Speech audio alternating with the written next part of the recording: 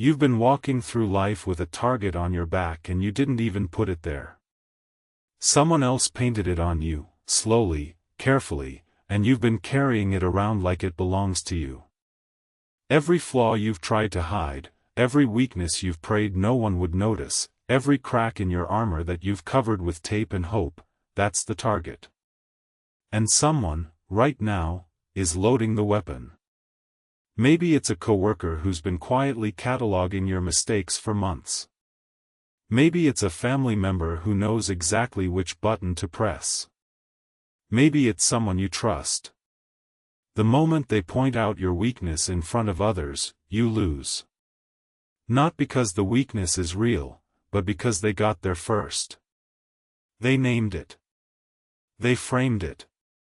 And now you're standing there, exposed, reacting, defending, explaining yourself to someone who planned the entire exchange before you even walked into the room. That's the game. And you've been playing it on the wrong side of the board your entire life. But here's what almost nobody understands. The moment you name your own flaw before they can, you turn their ammunition into dust.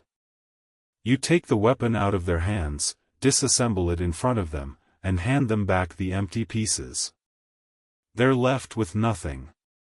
Because you already said it. You already owned it. You already took control of the narrative before they could even open their mouth. This is one of the most quietly devastating power moves in the entire Machiavellian playbook, and almost no one uses it, because almost no one has the courage to look at their own weaknesses directly and speak them aloud before someone else does it for them. Most people are terrified of their own flaws. They flinch at the mere thought of acknowledging them publicly. They spend enormous amounts of energy hiding, deflecting, distracting, hoping no one notices. And that fear, that desperate, visible fear of being exposed, is itself the weakness. It's the tell.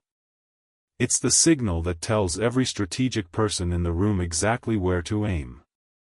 Machiavelli understood something that most people still don't get 500 years later. Power is not about being flawless. Power is about controlling the narrative around your flaws so completely that no one can use them against you. The flawless person is a fiction, and everyone with any intelligence knows it. The dangerous person is the one who has already audited their own weaknesses, already named them, already decided how to frame them, and has zero emotional charge around any of it. That person is untouchable. So here are 7 dark principles for naming your own flaws before anyone else can, and turning what was supposed to destroy you into the very thing that makes you unassailable. Number 1. The accusation audit. Before any confrontation, any negotiation, any conversation where someone might have leverage over you, you sit down alone and you do something most people never do. You list every terrible thing the other person could possibly say about you. Not the things they're likely to say. The things they could say. The worst version. The version that would sting the most. The criticism that would make you defensive. The observation that would make you feel small. You write all of it down. Every accusation, every insult, every cold assessment of your character, your competence, your track record. You dig until you found the ones that actually make you uncomfortable, the ones that carry a grain of truth, or at least enough plausibility that they could stick. Those are the ones that matter. Because those are the ones someone else would use. Then you do the thing that feels completely unnatural. You voice them first. Before the other person gets the chance. Before they've even assembled their argument. You walk into the room and you say something like, "Look, you're probably going to think I'm being unreasonable here. You might even think I'm being selfish. And honestly, there's a version of this where I am thinking about myself first, and I understand why that would frustrate you. Watch what happens." The other person was ready to call you selfish. They had that arrow knocked and ready. And you just walked in, took the arrow out of their quiver, snapped it in half, and set it on the table. Now what do they have? Nothing.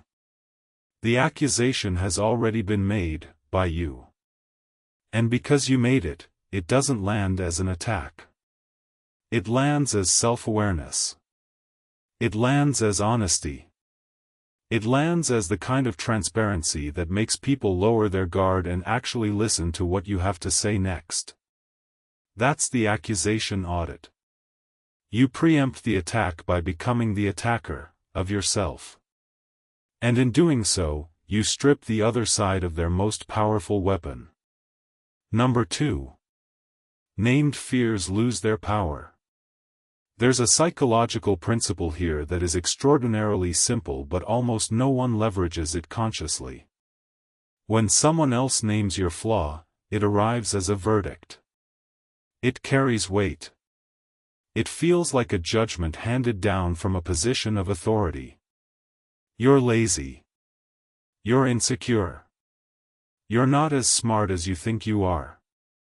When those words come from someone else's mouth, your nervous system treats them as a threat. You go into defense mode. Your heart rate goes up.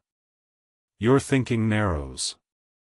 You start justifying, explaining, counterattacking. And in that moment, you've already lost the exchange, because you're reacting to their frame instead of operating from your own. But when you name the same flaw yourself, I know I can be lazy. I know I have insecurities. I know I'm not the smartest person in every room, something completely different happens. The same words, spoken by you, about you, on your terms, in your timing, carry almost no charge. They sound like honesty. They sound like confidence. They sound like someone who has done the work of self-examination and is comfortable enough with what they found to speak it plainly. The fear that was attached to that flaw, the fear of being exposed, evaporates the moment you expose yourself. It's like turning on a light in a dark room. The monsters were never real. They were just shadows created by your refusal to look directly at them. And everyone in the room can see that you're the one who turned on the light. That changes the entire power dynamic. Because now, if someone else tries to bring up that same flaw later, it doesn't land. It bounces off. You already said it. You already owned it. What are they going to do? Repeat it. It just makes them look petty and unoriginal. They're throwing stones at a wall you've already built. This is why naming your own flaws is not vulnerability in the way most people misunderstand that word. It's not weakness. It's not confession. It's architecture. You're building a fortress out of the very stones your enemies plan to throw at you. Number 3. Strategic disclosure is not confession. This is where most people go wrong, and it's the line that separates the weak from the dangerous. There is a profound difference between confessing your flaws and strategically disclosing them. Confession comes from guilt. Strategic disclosure comes from control. Confession is emotional. It's compulsive. It's the need to be seen, to be understood, to be forgiven. You confess because you can't hold it anymore, because the pressure of hiding feels worse than the shame of revealing. And when you confess, you diminish yourself. You position yourself as the penitent and the other person as the judge. You hand them authority over your self-worth. That's not power. That's surrender dressed up as honesty. Strategic disclosure is the opposite. It's calculated. It's deliberate. It's chosen. You disclose a flaw not because you can't contain it, but because containing it serves no strategic purpose and voicing it serves a massive one. You're not looking for forgiveness. You're not looking for sympathy. You're looking for control of the narrative. You're preemptively diffusing a bomb that someone else planted. The difference is visible in the delivery. Confession sounds like, "I have to tell you something. I'm not proud of this. I hope you can understand." Strategic disclosure sounds like, "Here's something you should know about me. I have a tendency to overthink decisions, which means I sometimes take longer than people expect. I'm aware of it, I manage it, and it hasn't cost me or anyone I work with anything significant." Same flaw. Completely different power position. The first one asks for permission to exist. The second one states a fact and moves on. One makes you smaller. The other makes you unassailable. Learn the difference, because it's the difference between being pitied and being respected. Number 4. Transform the vulnerability into evidence of self-awareness. Here's the beautiful thing that happens when you name your own flaws with poise and precision. The flaw itself stops being the story. The story becomes your awareness of it. People don't judge you for having weaknesses. Everyone has weaknesses. People judge you for not knowing you have them, or for knowing and pretending you don't. Those are the two positions that invite contempt. The person who genuinely doesn't know their own flaws is either naive or arrogant, and neither quality commands respect. The person who knows but hides is a coward, and everyone can smell the fear underneath the mask. But the person who knows their flaws, names them cleanly, and shows zero emotional distress about any of it, that person radiates something that most people find almost magnetic. Self-awareness. Not the performative kind, not the social media kind where you post about your toxic traits like it's a personality quiz result. Real self-awareness. The kind that comes from having sat alone with your own darkness long enough to stop being afraid of it. When you can say, "I know I have a temper. I know I can be manipulative when I feel cornered. I know I have a pattern of pulling away when things get serious." And when you say those things with the same emotional energy you'd use to describe the weather, that's when people recalibrate how they see you. They stop looking for your weaknesses because you've already given them the map. They stop probing because you've already shown them there's nothing to find that would surprise you. And here's the subtle shift that happens in their mind without them even realizing it. They start associating your flaws with your self-knowledge rather than with your character. The flaw becomes evidence that you're perceptive, not evidence that you're flawed. You've converted a liability into an asset. That's alchemy. That's what Machiavelli would call the ruthless art of turning everything to your advantage, even your own broken pieces. Number 5. Control the narrative before it begins. Every interaction has a narrative. Every conversation has a frame. And whoever establishes that frame first wins. When someone else names your flaw, they're establishing a frame in which you are the person with the problem and they are the person observing it. That frame, once set, is nearly impossible to escape. Every word you say after that frame is in place is filtered through it. Your explanations sound like excuses. Your confidence sounds like arrogance. Your silence sounds like guilt. You're trapped in their story, playing the role they assigned you, and the harder you fight to escape, the more you confirm the frame. The only way to win is to never let the frame get set in the first place. You do that by setting your own frame before they arrive. You name the flaw, you name the context, you name what it means and what it doesn't mean, and you do all of this before they've had a chance to open their mouth. Now the entire conversation is happening inside your frame. They're responding to your narrative instead of imposing theirs. They're working with the version of reality you've already established. And if they try to introduce the flaw later, it feels redundant, like they're arriving late to a meeting that already happened. You already covered that. You already addressed it. What else do they have? Usually, Nothing. Most people have one or two observations they've been holding on to, waiting for the right moment to deploy. If you've already voiced those observations yourself, they're left empty-handed and off balance. The narrative was controlled before the narrative began. That's mastery.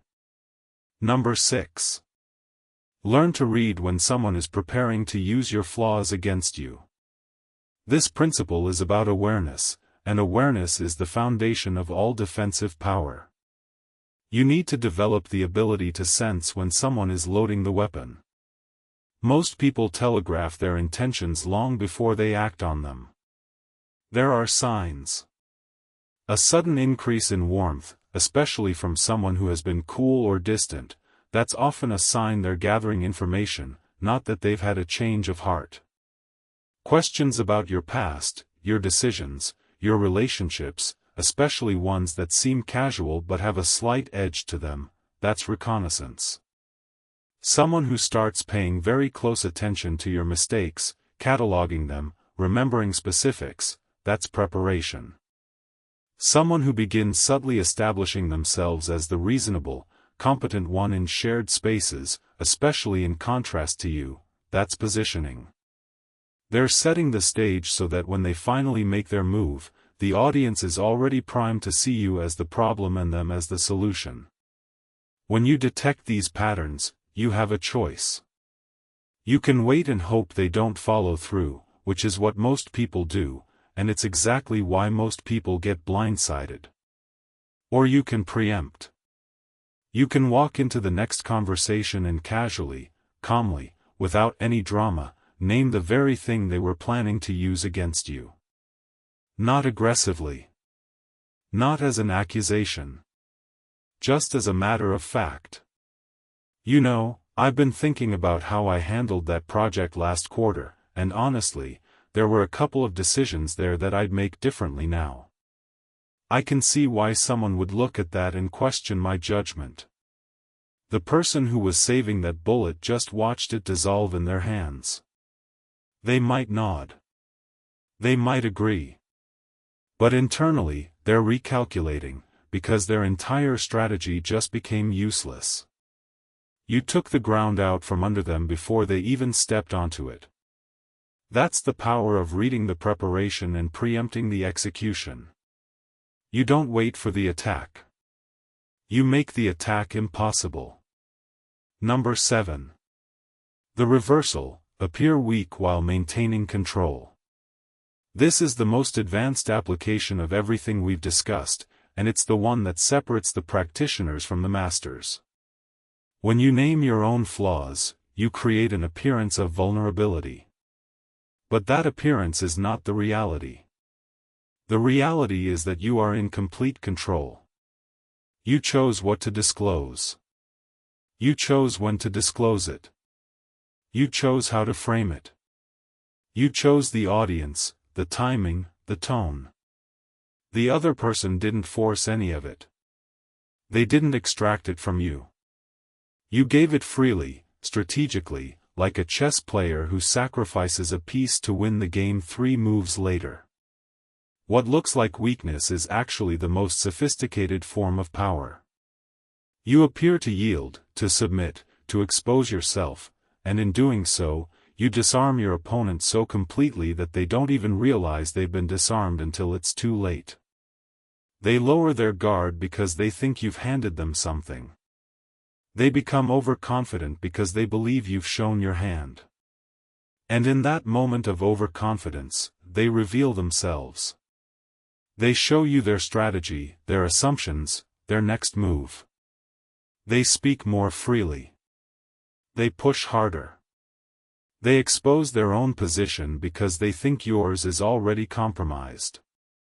And you're watching all of it. Calm. Still. Cataloging. The appearance of weakness is a trap. The disclosure is a lure. The vulnerability is a weapon pointed directly at the person who thinks they just won. This is the strategy that works against overconfident opponents, against people who underestimate you, against people who believe That an admission of weakness is the same thing as actual weakness. It's not.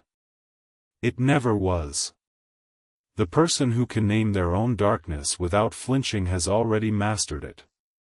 And the person who has mastered their own darkness has nothing left to fear from anyone else's. Now let me bring all of this together, because the principles only matter if you actually live them.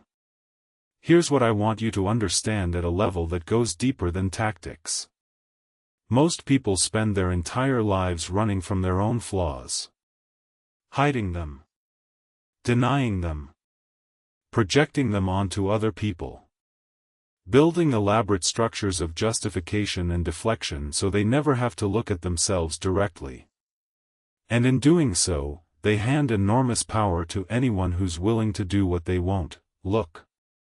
The person who can sit with their own weaknesses, examine them without flinching, name them without shaking, and speak them aloud without their voice cracking, that person has done something that 99% of people will never do.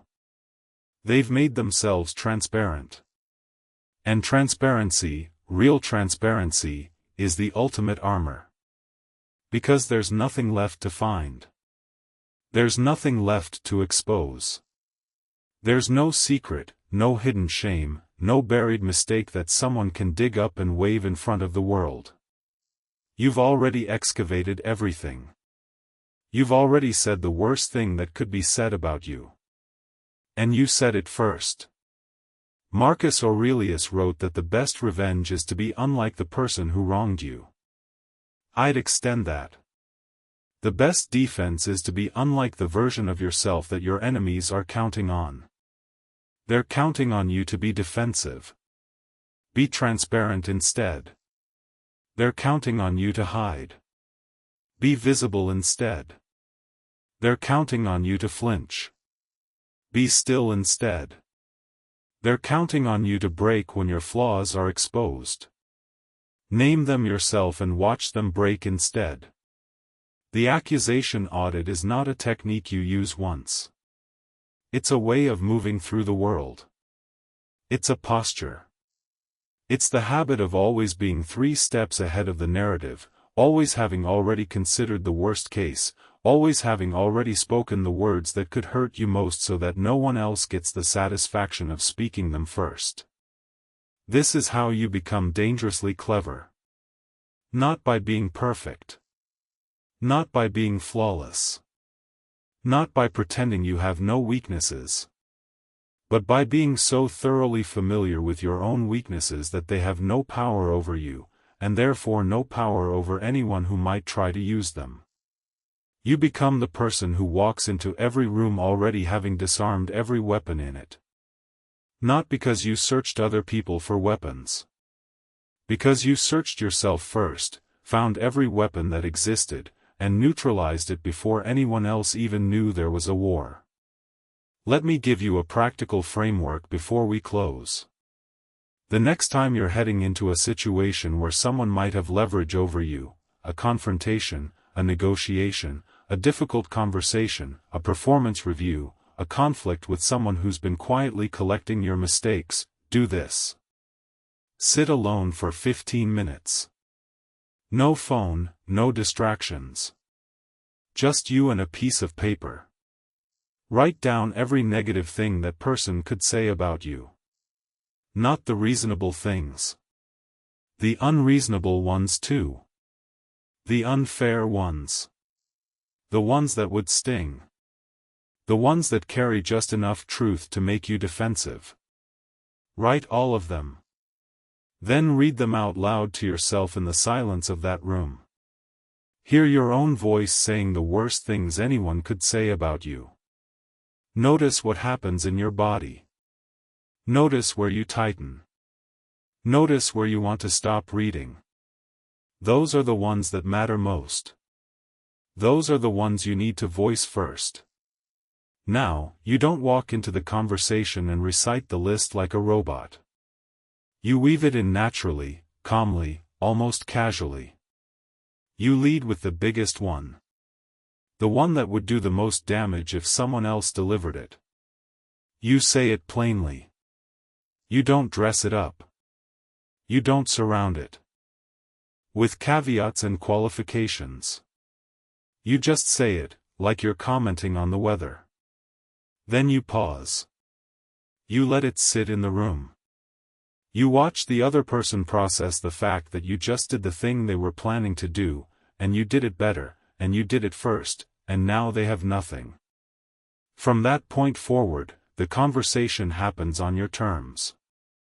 The frame is yours. The narrative is yours. The power is yours.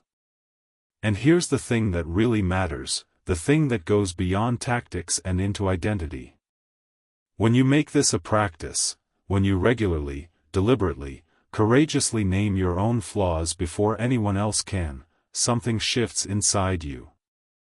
The fear of exposure starts to die. The anxiety of being found out begins to fade. The exhausting performance of appearing stronger than you are starts to feel unnecessary, because you've discovered something that most people never discover. The flaw itself was never the problem. The fear of the flaw was the problem. And the fear dies the moment you speak it.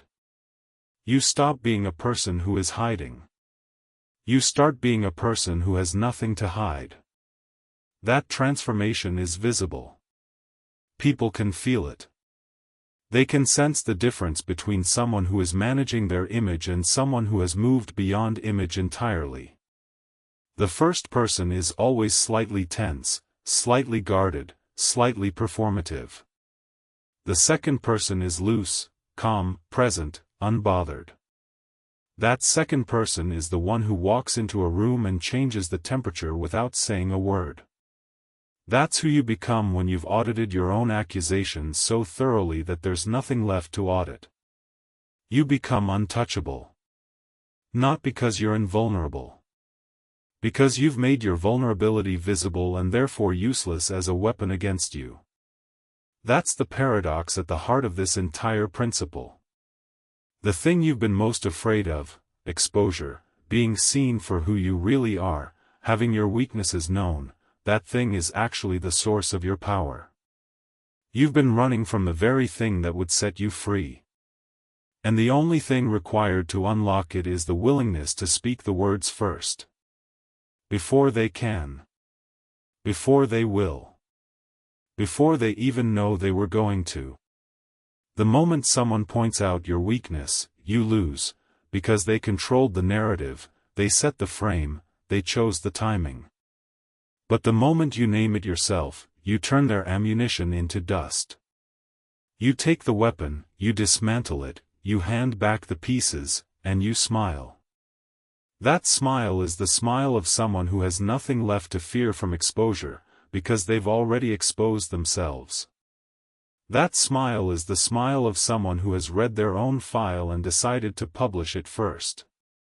That smile is the smile of someone who understands what Machiavelli understood, that the ruthless art of power is not about hiding your weaknesses but about controlling them so completely that they become invisible as weapons and visible only as evidence of your self-mastery. This is the ruthless art Machiavelli perfected. Now it is yours. So here's what I want you to do. Not tomorrow. Not next week. Not when you feel ready, because you will never feel ready, and waiting to feel ready is just another form of hiding. Right now. Today. Think of one person in your life who has leverage over you. Someone who knows something about you that you wish they didn't. Someone who has been holding it quietly, maybe saving it for the right moment. Think of the one flaw they could expose. The one weakness they could name. The one observation that would make you defensive if they said it out loud. Now go name it yourself. Not in a dramatic confession. Not in a vulnerable monologue. Just casually, plainly, in the next conversation you have with them, mention it yourself. Frame it as a fact you're aware of.